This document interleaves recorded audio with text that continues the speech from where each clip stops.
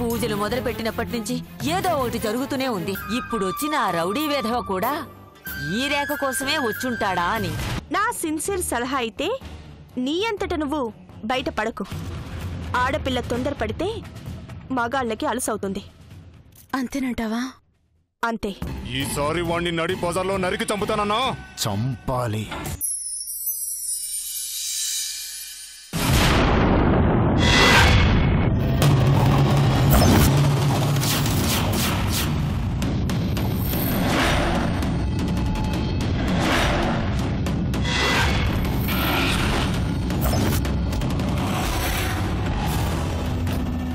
ఎంత ధైర్యం ఉంటే ఇక్కడికి వస్తావురా? ధైర్యం ఉంది కాబట్టే వచ్చాను.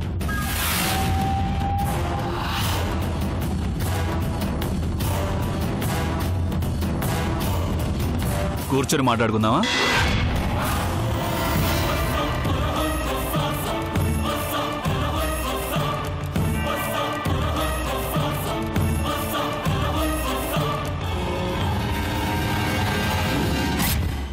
అసలు నీ ప్రాబ్లం ఏంటి?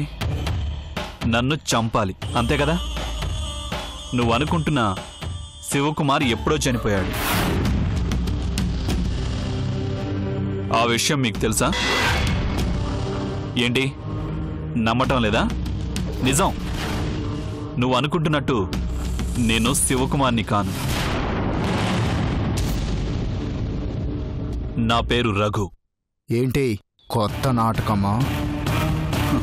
పాత నాటకం ఏంటో తెలిస్తే కొత్తది మొదలు పెట్టొచ్చు.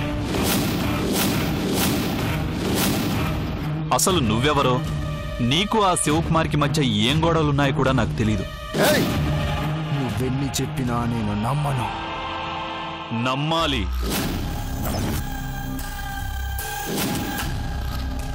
నీకు కావాలంటే ఎంక్వైరీ చేసుకో.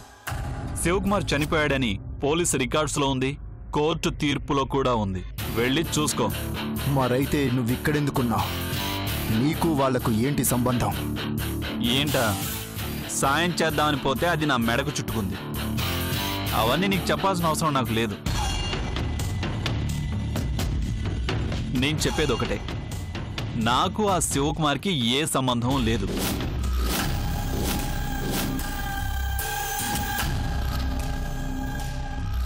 ఓసారి తెలియక నా మీద అటాక్ చేశారు. ఇప్పుడు మీకు అర్థమయ్యేలా చెప్పాలనే వచ్చాను. నా మాట నమ్ము. నువ్వు ఫుల్గా కన్ఫర్మ్ చేసుకుని అప్పుడు ఏ నిర్ణయమైనా తీసుకో. That's all.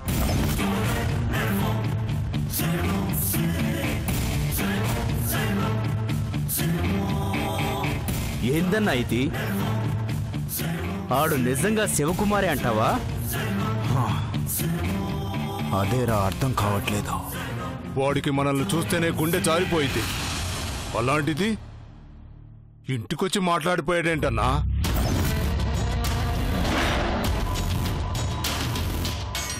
వీడి పేరు రఘునా?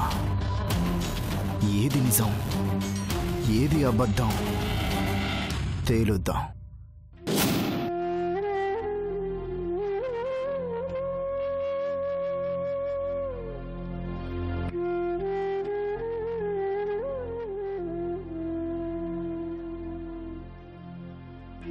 విజయ,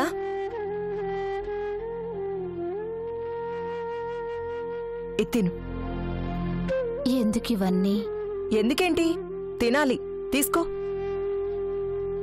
తింటే కాని తొందరగా క్యూర్ అవ్వదని డాక్టర్ గారు చెప్పారు కదా. మంచి ఆహారం తీసుకోవాలి. తిను. నిజమే, కానీ ఇవన్నీ నువ్వు తీసుకురావడం ఎందుకు? మొదలు పెట్టావా? ఇంకేం మాట్లాడకుండా తిను.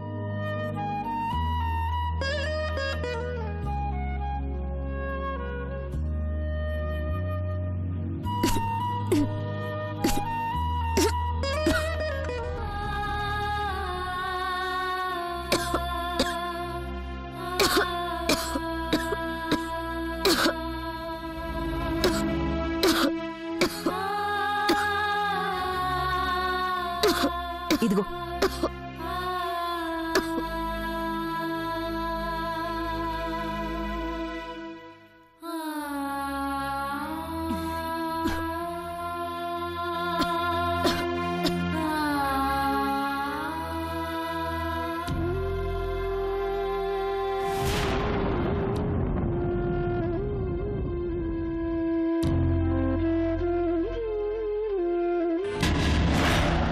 ఏమిటే ఏమిటే నువ్వు చేస్తున్నది?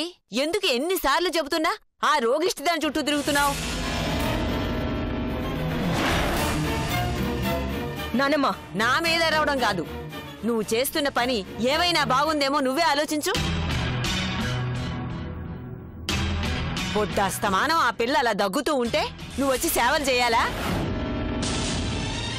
రేపు ఆ రోగం నీకు అంటుకుంటే ఏం చేస్తావు?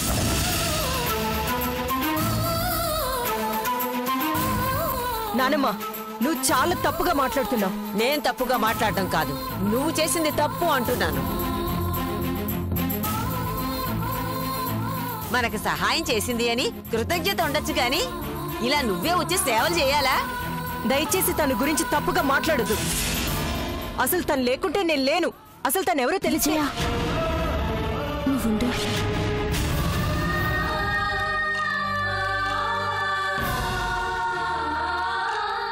నేను చాలా రోజుల నుంచి గమనిస్తున్నాను, ఆ అమ్మాయి చుట్టూనే బొంగరంలా తిరుగుతున్నావు.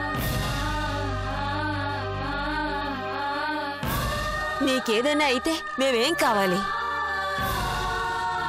ఇదేమీ అంటురోగం కాదు. ఒకవేళ అలాంటిదే అయినా నాకేం పర్వాలేదు. ఏంటి తనంటే నీకంత ప్రేమ? తనేమైనా నీకక్క చెల్లా? అంతకంటే ఎక్కువే. విజయ, బామ్మగారు చెప్పింది నిజమే.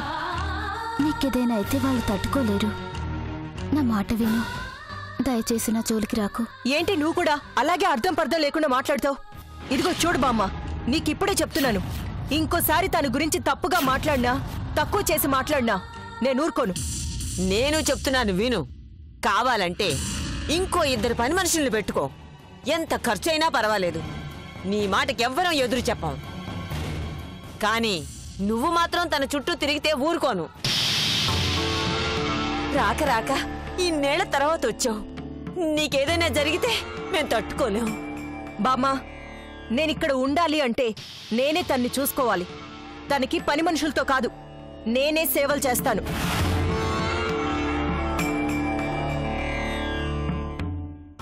ఏంటి రేఖ ఇది? నీకు తెలీదు, నువ్వు ఊరుకో. ఇది మొదట్లోనే కట్ చేయాలి, లేకపోతే చాలా ప్రాబ్లం అవుతుంది. నువ్వు కూర్చో.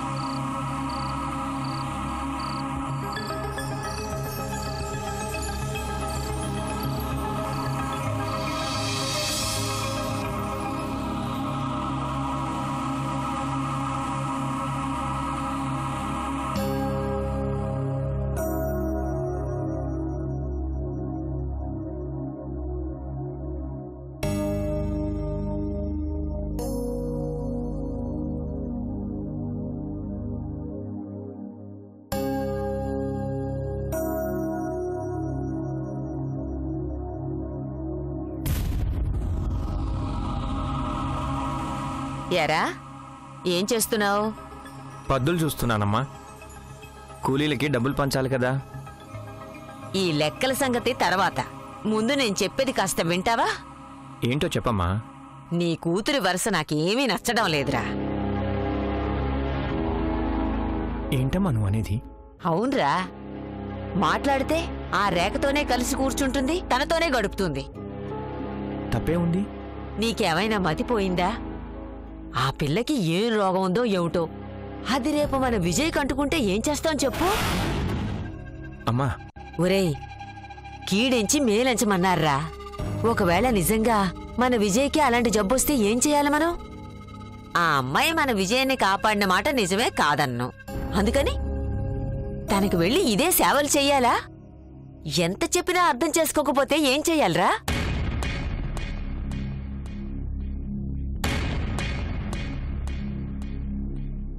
మన విజయ ఎంత చెప్పినా వినదు, అర్థం చేసుకోదు. అందుకే ఆ అమ్మాయిని ఏదైనా పెద్ద ఆసుపత్రిలో చేర్పించు. ఎంత ఖర్చైనా పర్వాలేదు, 4 మనుషుల్ని పెట్టు. అంతేగాని ఇంట్లో మాత్రం ఉంచటానికి వీల్లేదు. ఏంటమ్మా నువ్వు? అలా చేస్తే మన విజయ్ ఒప్పుకుంటుందా? తను ఒప్పుకోదురా, చిన్నపిల్ల, తనకేం తెలుసు చెప్పు. పోనీ ఆ అమ్మాయికి ఎవరైనా అయిన వాళ్ళున్నారా అంటే అది లేదు. నేనెందుకు చెప్తున్నానో అర్థం చేసుకోరా. ఇదే మాట నీ కూతురుతో అంటే నా మీద ఇంతెత్తును లేచింది. ఎంత తొందరగా ఆ పిల్లని ఇంటి నుంచి బయటికి పంపిస్తే అంత తొందరగా మన విజయ మనకు దక్కుతుంది. నిజమేనమ్మా, కానీ చూస్తూ చూస్తూ మనకంత సహాయం చేసిన మనిషిని ఉన్నపలంగా ఎలా పంపించేయమంటావు? తనకు మాలిన ధర్మం పనికిరాదురా నాయనా. ఆ విషయం నీ కూతురికి చెప్తే అర్థం కావడం లేదు. కనీసం నువ్వైనా కాస్త అర్థం చేసుకోరా.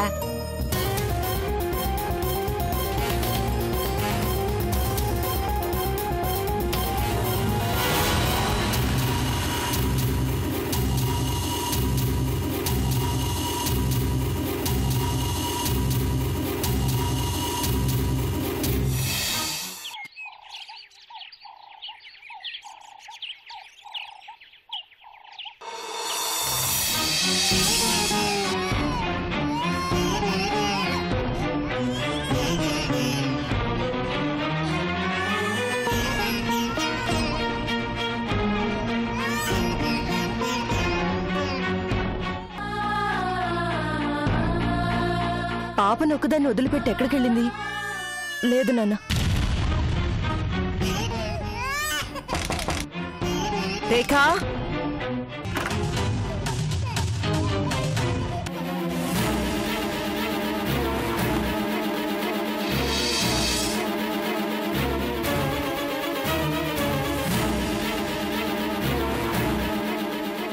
అమ్మా. ఏంటమ్మా? రేఖను ఎక్కడైనా చూసావా? లేదు. లేదా? ఎక్కడికెళ్ళింది?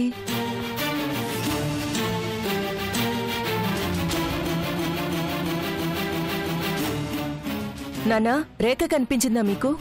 లేదమ్మా. లేదా? ఏమైందమ్మా? హైమా, హైమా,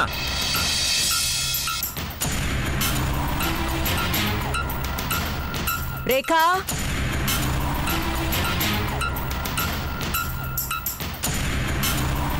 రేఖా,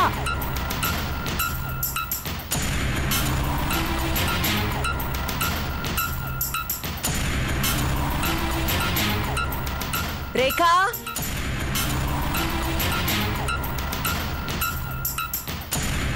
ఏంటే, ఏమైంది? కంగారు పడుతున్నావు? రేఖ కనిపించట్లేదు నానమ్మా. గదిలో పాప ఒక్కతే ఉంది. ఎక్కడికి వెళ్తుంది? ఇక్కడే ఎక్కడో ఉండి ఉంటుంది. అయినా పసిబిడ్డను వదిలేసి ఏం పెత్తనాలు చేయడానికి వెళ్ళిందో.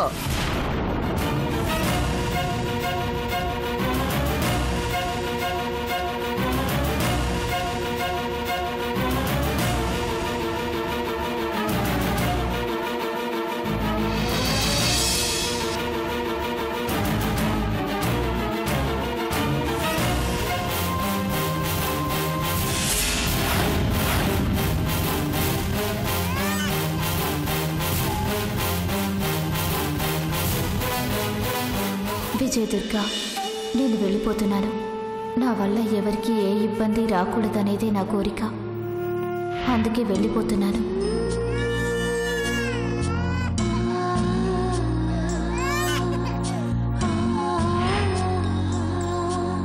నా బిడ్డను మాత్రం ఇక్కడే వదిలి వెళ్ళిపోతున్నాను.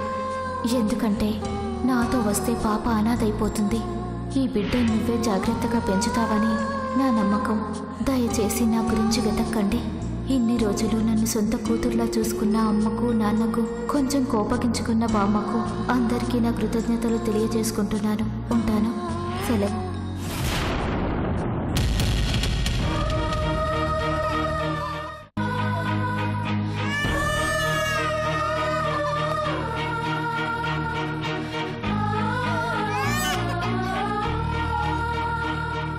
ఇప్పుడు నీకు సంతోషంగా ఉందా నానమ్మా? ఇదంతా నీ వల్లే జరిగింది. తను ఎంతలా మనసు కష్టపెట్టుకోకపోతే ఇల్లు వదిలి వెళ్ళిపోతుంది. ఇప్పుడు నీకు తృప్తిగా ఉంది కదా? నీ మనవరాలు నీ ఇంటికొచ్చిందని సంతోషించావే, కానీ నేను ప్రాణాలతో పునర్జన్మ ఎత్తొచ్చానంటే దానికి కారణం తనే.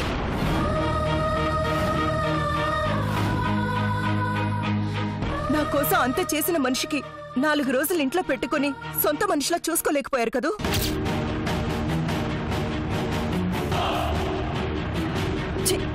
బోల్డంత ఆస్తుంటే సరిపోదు నాన్నమ్మా, కొంచెమైనా మనసు అనేది ఉండాలి. అవసరం లేదు, తను లేని ఇంట్లో నేను కూడా ఉండను, నేను కూడా వెళ్ళిపోతాను. అమ్మా విజయ, విజయ ఆగమ్మా. ఆగమ్మా. వద్దు నాన్న, దయచేసి నన్నెవరు ఆపకండి. మీకెవరికి తన విలువ తెలియదేమో, కానీ నాకు మాత్రం తను దేవత. మళ్ళీ రేకొస్తేనే నేను ఇంటికి వస్తాను, లేకపోతే నన్ను మర్చిపోండి. అమ్మా విజయ, ఆగమ్మా. ఆగమ్మా, నా మాట విను. వెంటనే ఆ అమ్మాయిని వెతికి ఇంటికి తీసుకొస్తాం. ఏమండి అలా చూస్తారేంటి? వెంటనే వెళ్ళండి. ఇదిగో, ఇప్పుడే వెళ్తున్నాను. అమ్మా నువ్వు కంగారు పడకు, తను ఎక్కడ ఉన్నా వెతికి తీసుకొచ్చే బాధ్యత నాది, సరేనా?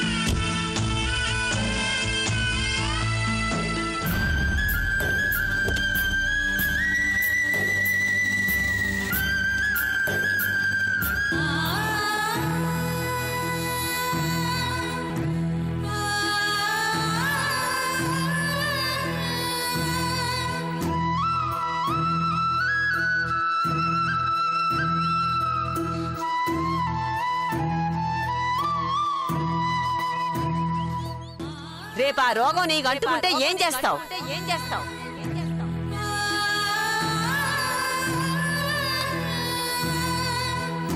రాక రాక ఇన్నేళ్ల తర్వాత వచ్చావు.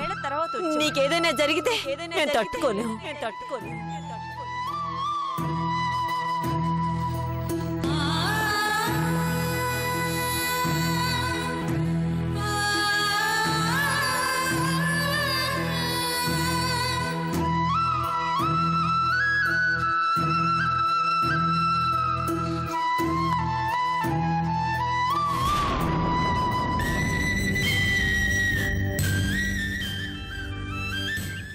రేఖా, నువ్వేంటిక్కడ? నేను నీలాగే ఇల్లు వదిలిపెట్టి వెళ్ళిపోవడానికి ఏదైనా బస్సు దొరుకుతుందేమో అని ఎదురు చూస్తున్నాను.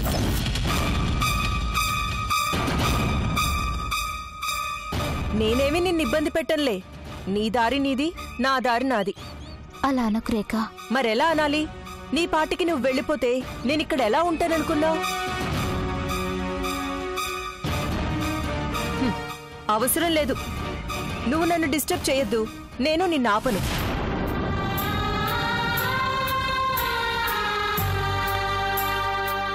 నీ దారి నువ్వు చూసుకుంటున్నావుగా, నా దారిని నేను పోతాను. అది కాదు రేఖా. వద్దు, నాకు ఎక్స్ప్లెనేషన్స్ ఇవ్వాల్సిన అవసరం లేదు.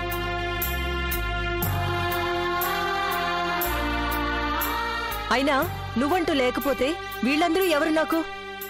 వాళ్ళకి నాకు ఏంటి సంబంధం? అసలు నేను అక్కడ ఉంటేనని ఎలా అనుకున్నావు? నేను ఎలాగైనా నిన్ను నీ వాళ్ళకి దగ్గర చేయాలని చూస్తుంటే నన్ను అక్కడ బందీని చేసి వెళ్ళిపోవాలని చూస్తున్నావా? బందీగా కాదు, బంధం పెంచాలని ఆలోచించాను. కాదు, ఉన్న అనుబంధాలు తెంపుకుపోవాలని ఆలోచిస్తున్నావు. మీ బామ్మ మీద 4 మాటలందని అలిగొచ్చేస్తావా? ఎవరినన్నది? తన మనవరాల మీదున్న ప్రేమతో 4 మాటలంది. అదే నువ్వే మనవరాలవని తెలిస్తే? అదే నా భయం, అలా తెలుస్తుందని.